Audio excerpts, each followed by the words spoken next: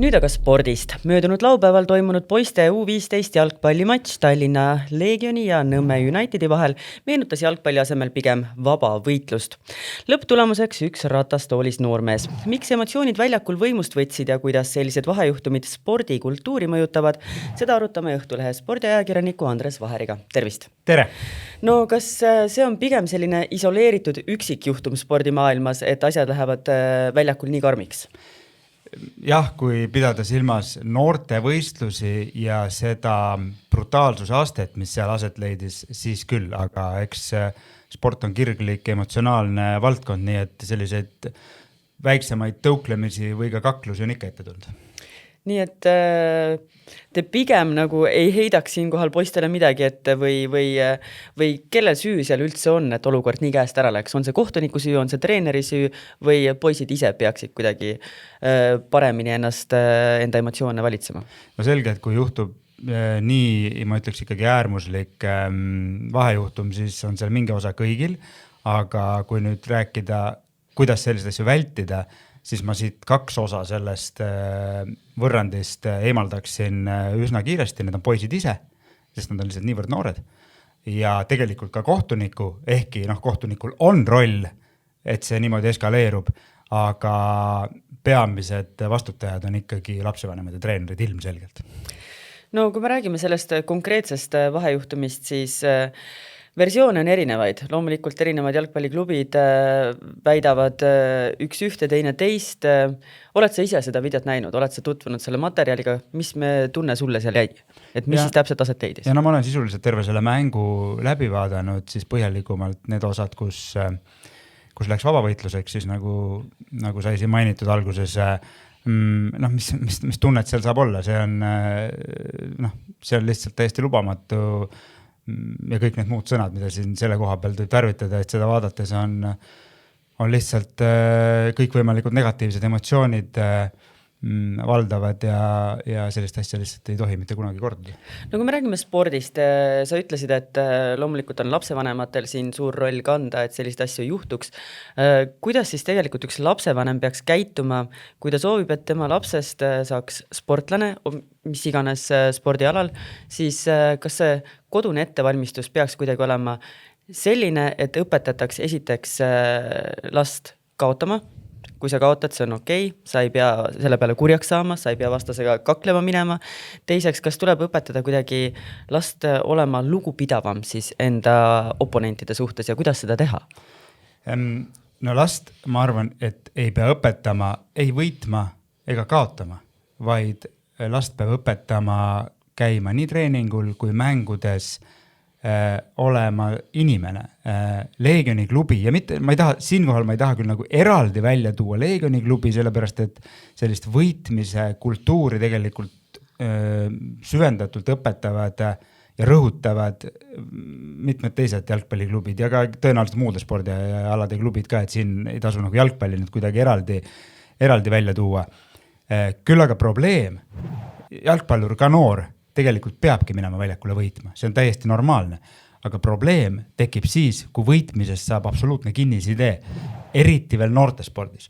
Ja see on nüüd väga suur probleem, millega siis peavad koostöös tegelema nii lapsevanemad kui treenerid. Kuidas see toimub? See on eelkõige on see ikkagi treeneri vastutus. Eelkõige. Ei ole juhus, et välismaal väga paljudes jalgpalliklubides tippklubides kohe kindlasti, aga ka mitte ainult tippklubides. Vanemaid näiteks ei lubata üldse noorte treeningutele. Selle põhjus on lihtsalt väga lihtne. Vanema roll ei tohi olla last mõjutada, tema treeningprotsessi mingil moel mõjutada. Loomulikult, kui on mäng ja ta tuleb sinna platsi äärde kaasa elama, siis ta peab saama kaasa elada. Aga sellest kaasa elamisest ei saa kujuneda vihakõne või mingi muu selline asi, mis antud juhul leidis aset. Aga kuidas sa kujutad ette, et need asjad siit edasi nüüd arenevad? Kas Tallinna Leegion ja Nõmme United mahuvad veel ühele väljakule ära? Et kas see vahejuhtum jätab nii tugeva märgi, et see võib kuidagi mõjutada nüüd seda dünaamikat ja kuidas peaks üldse siit edasi minema? see sõltub väga palju sellest, kuidas siis eelkõige see Leegioni klubi, ja ma ei pea üldse silmas ainult antud gruppi, eelkõige muidugi antud grupp, aga terve see klubi ja võib-olla ka keegi teine, kellel on siis sarnase vulgaarsusega kokkupuudet olnud, reageerib. Rääkinud siis ühe Leegioni treeneriga, siis küll nii-öelda mitteametlikult, siis mul jäi tema jutust tunne, mis võib olla ekslik, aga see oli minu tunne, et vähemalt paar-kolm päeva pärast seda juhtunud päriselt veel ei oldud aru saadud, milles loo tuum seisneb. Ehk et kui toimub selline, kas või selle tohutu avaliku reaktsiooni, mis on ju tegelikult väga, väga võimas olnud, järel toimub siis selline šokk ja šokk parandab, siis kindlasti mahuvad. Aga kui see šokk ei paranda, siis tuleb midagi ette võtta. Ma tahtsingi just sinna jõuda, et poiste U15 ja jalgpallimatšist harva, võib-olla üldse mitte meedias sedavõrd palju ei räägita. Praegu on see tõepoolest leidnud nii laia kõlapinda, et ma arvan, et vähe on inimesi, kes ei ole sellest konkreetsest jalgpallimatšist uudiste kaudu kuulnud. Kas sport saab siit võita või pigem jätab see ikkagi jälje, mis kahjustab võib-olla tulevasi spordisõpru, kes tahaksid treeningule minna? Või usud sa, et sellest tehakse nüüd omad järeldused ja see oli selliseks õppetunniks, milliseks ei tohi üks spordivõistlus kujuneda? No kahtlemata mõlemad poolt on siin, et kindlasti on neid, kes vaatavad seda ja olles siis juba jalgpallitrennis või mõeldes jalgpallitrenni minekule, nad saavad siit mingi hirmuemotsiooni ja siis, ma ei tea, kas ei lähe või tulevad äkki hoopis ära. See on täiesti normaalne reaktsioon ja sellega tuleb arvestada. Aga kas sellist asja saab korduda? No siin mul on võimatu vastata, siin peavad vaatama peeglisse need, kes sellest vastutavad. No kuuldavasti selline asi on kordunud tegelikult. Mitte sellisel moel, mitte sellisel moel. Nii karmil moel. See tuleb ette mingisuguseid, no veel kord, et see tuleb ette, ütleme kas või mingisuguseid, ma ei tea, rusikaga löömisi, see ei ole muidugi ka normaalne, aga seda ma suudan mingisuguse maani, mingisuguse sagedusega, mingisugustes olukordades, saad aru, miks seda juhtub. Sportl on kirglik asi, mängitakse võidule, provotseeritakse, võivad asjad juhtuda. No ütlemisi, kui selliseid on absoluutselt ka tippspordis, see on tavaline. Jah, et juhtub.